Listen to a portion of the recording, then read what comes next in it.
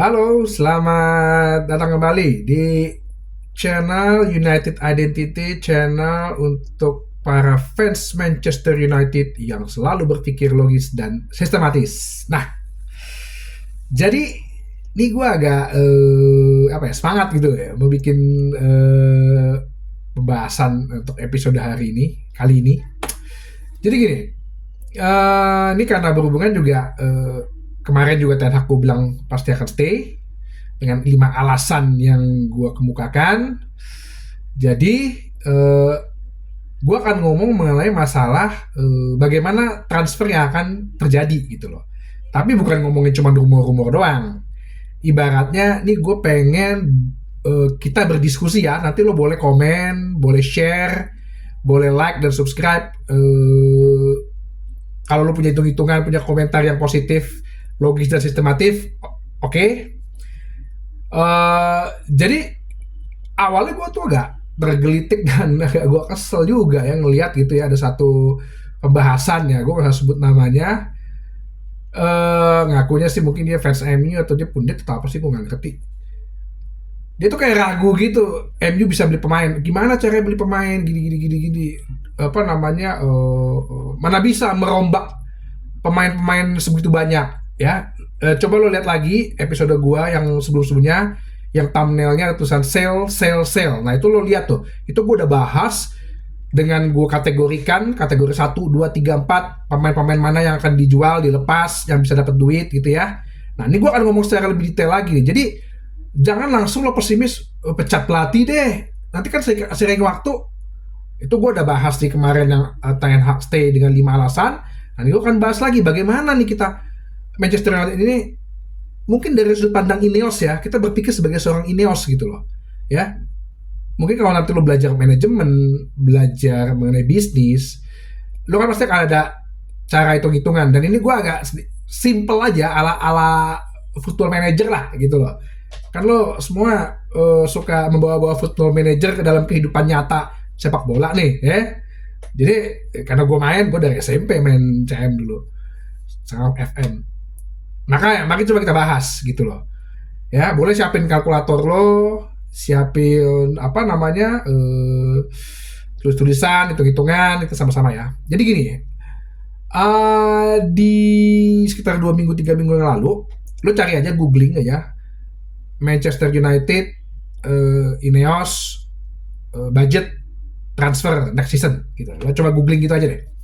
Itu ada berita, banyak yang beritain, koran-koran, jadi nggak hanya satu gitu, jadi lebih dari satu gitu ya. Kalau udah 2 3 mungkin bisanya pasti valid gitu, bahwa Manchester United itu untuk bisa secara financial fair play transfer main hanya punya budget 100 juta pound. Oke? Pasti lo semua mikir dong, termasuk gua, 100 juta pound tapi mau nge-rebuilding gimana caranya? Pemain aja sekarang makin lama makin mahal gitu loh ya. Oke, mari kita coba bahas satu-satu. Gimana nih cara mengatur keuangannya? Sebelumnya pertama kita sepakatin dulu ya, kita punya modal awal 100 juta pound. Oke, 100 juta pound nih. Terus kita pakai mata uang, sepakat dulu pound sterling ya. Jadi kalau misalnya ada suatu sumber yang menuliskan mata uangnya euro, lo googling aja 1 pound to euro atau 1 euro to pound, itu dikali 0,86 ya, kita butuhnya 0,9 lah. Jadi kalau ada yang bilang harganya 50 juta euro, berarti lo kali 9 aja 45 juta pound. Nah gitu ya. Oke, sepakat ya. Oke, semalam udah ada, kemarin kan udah ada perpisahan video Varane dan udah jelas bahwa Rafael Varane sama Anthony Martial. Oke, Rafael Varane dulu pertama nih. Dia kan sebetulnya dikontrak 3 tahun dengan ada opsi setahunnya lagi, dan dia kemarin direnegosiasikan lagi nih. Karena gajinya dia itu Varane tuh sekitar 345.000 pound per week. Ternyata nggak berhasil, dan akhirnya Varane statusnya free agent ya, udah ucapin perpisahan segala macam. Berarti kalau free agent nggak ada income dong di kita, bukan penjualan dong, berarti nol ya. Oke, sepakat. Terus yang kedua itu Anthony Martial. Jadi Anthony Martial udah 9 tahun, terakhir gajinya itu dia di sini 290.000 per pekan, 290.000 pound per pekan.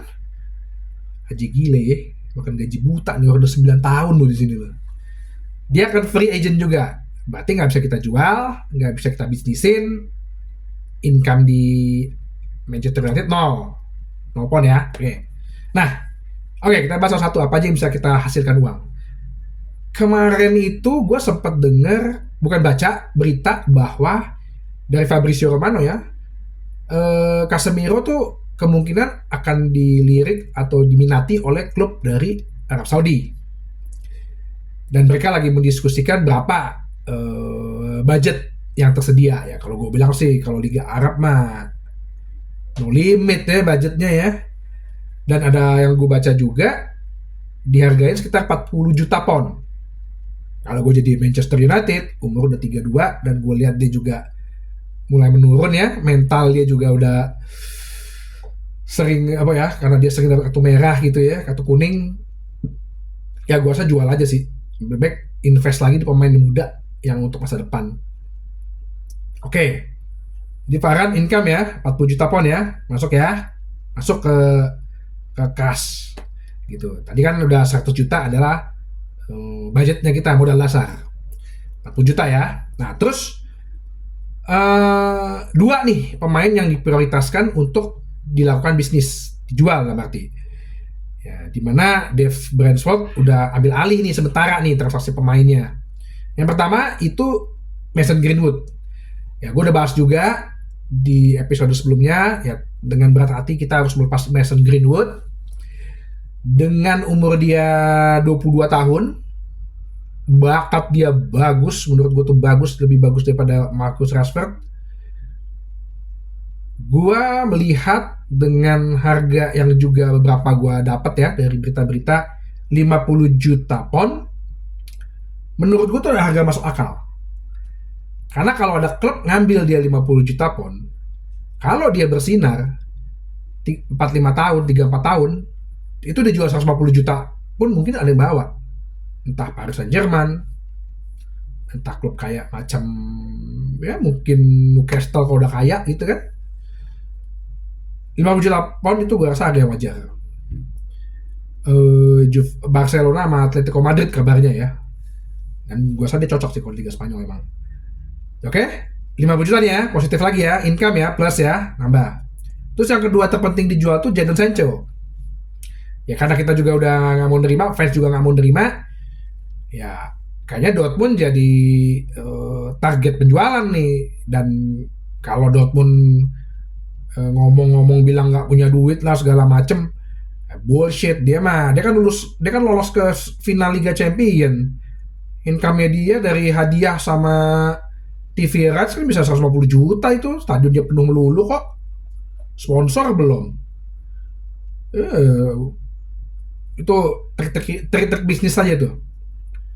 Kalau masalah gaji kan tergantung negosiasi sama dia lah, sama orangnya lah, sama Sancho lah. Kalau gajinya dia di sini 375.000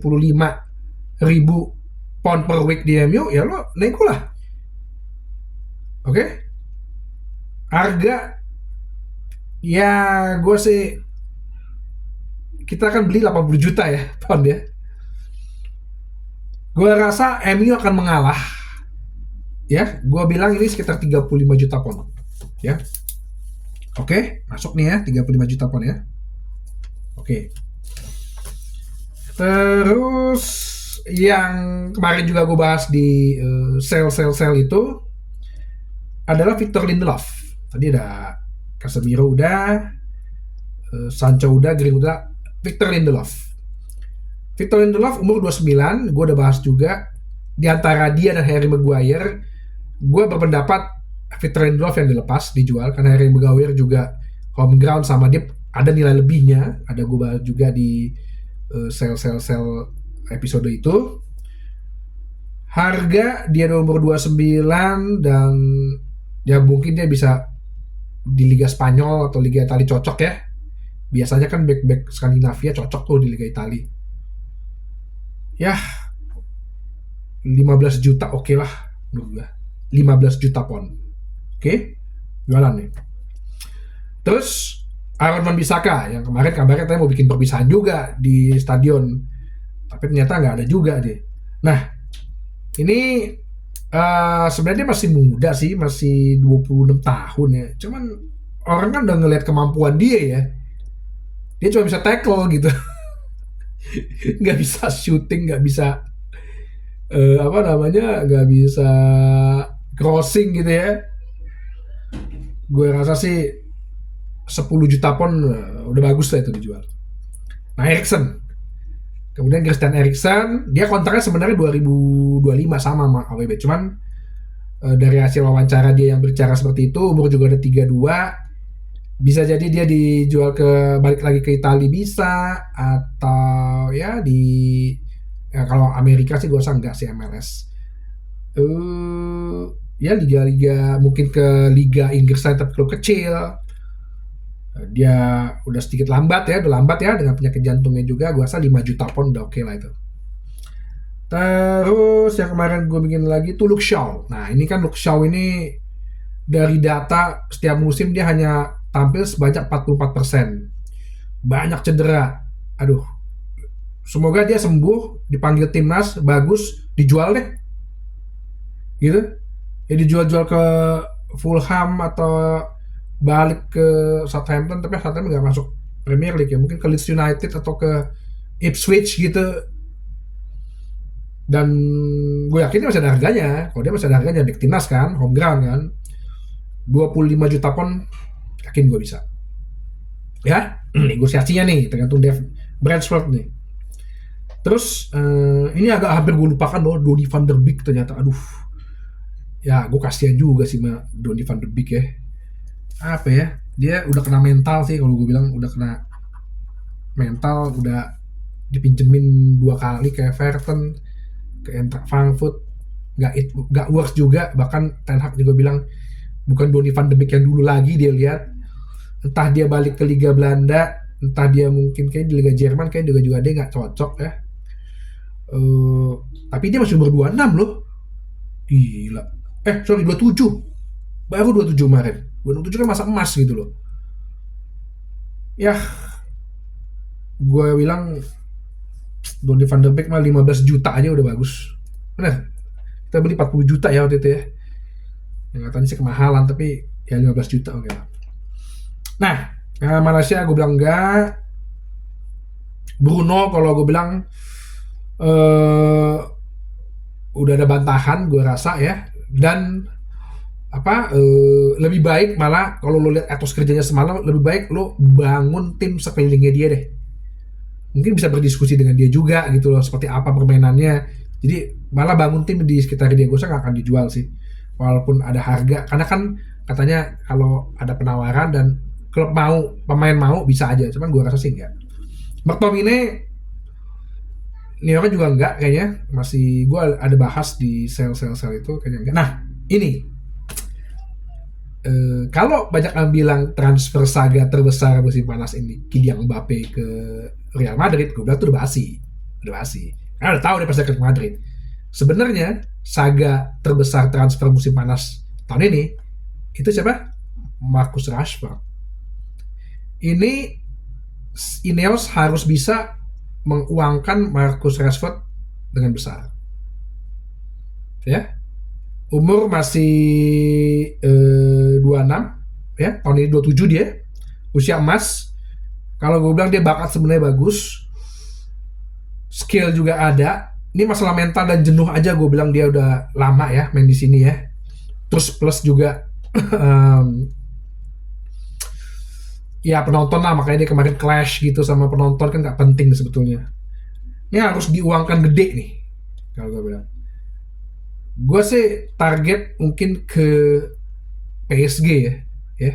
Gue rasa PSG dengan kehilangan Mbappe dia pasti akan coba kejar yang hampir-hampir sama, walaupun gue lihat kualitasnya Rashford bukan sekelas Mbappe sih, belum, jauh. Ini yang harus diuangkan gede. Target dan feeling gue itu bisa di 120 juta pun. Ya, 120 juta pun gue bilang dapat. Oke? Nah, terus apa dari penjualan pemain? Enggak. Kalau lu lihat, ya, lu baca di Kapokologi itu ada tuh di googling aja Manchester United player salary. Lu akan lihat kalau Varane nggak ada, kalau Casemiro nggak ada, lepas ya istilahnya. Kalau Jadon Sancho nggak ada, kalau Rashford nggak ada, kalau Martial nggak ada, ini adalah 5 orang pemain gaji tertinggi, 5 terbesar di Manchester United. Jadi kalau rata-rata tuh kayak Varane tuh 18 juta pound per tahun jadinya. Jadi kalau mau diambil rata-rata mungkin ya ambillah 15 juta lah ya, 16 juta lah, 16 juta pound rata-rata nih pemainnya. Kalau lo kali 5 berapa? Lo udah menghemat, meng-save 80 juta pound untuk dana di kas sampai tahun-tahun ke depan gitu loh. Ini yang gue bilang bisa dijadiin booster. Nah, masuk 80 juta. Oke, sekarang kita jumlahin ya. Dari mulai, oke, Greenwood 50, Sancho 35, 85, 85 tambah 40, 120, 125, tambah lagi Lindelof 140, 15 tadi ya, AWB tambah 10, 150, tambah Harrison 5 juta 155, tambah Luke Shaw 25 berarti 180, tambah Donny van der Beek 15 195, tambah lagi Marcus Rashford 120 berarti 315, ditambah 80 juta tadi berarti 395, 400 juta lah kita ambil. Berarti itu udah income 400 juta. Dari situ lo mikirnya ya, plus modal tadi lagi 100 juta, berarti kita punya 500 juta. Jadi jangan mikirnya tuh pendek, aduh gimana cara jual pemain, aduh pakai logis dan sistematis, riset, baru lo bisa jadi pundit atau jadi host. Itu kalau gue bilang sih ya, 500 juta dengan merebuild sebuah tim, gue rasa 6-7 pemain bisa dapat ya, 6-7 pemain bisa dapat, mungkin 2 yang tiring-tiring 1 gitu ya, sisanya mungkin ya tiring 2 atau tiring 3 gitu bisa jadi, tapi dilihat bisa cocok dengan skemanya Ten Hag gitu. Selebihnya ambil dari akademi, karena tetap aja yang masuk kayak Maino, Kambuala, Garnacho, termasuk pemain muda kayak Højlund gitu, itu juga harus dikasih kesempatan berkembang gitu. Dan kita semoga ya sih ya, kalau gue sih juara Piala FA kan masuk Piala kompetisi Eropa ya, bisa dibagi lah, dirotasi lah, bisa untuk merotasi lah gitu ya. Jadi begitu dong mikirnya United Identity ya. Jadi gue ini part 1, nanti part 2-nya gue akan bahas 500 juta ini mau kita bahas, mau kita beli pemain-pemain seperti apa dan siapa gitu loh. Nah ya, jadi tantikan lagi aja terus di channel United Identity, channel untuk para fans Manchester United yang selalu berpikir logis dan sistematis. Sampai jumpa.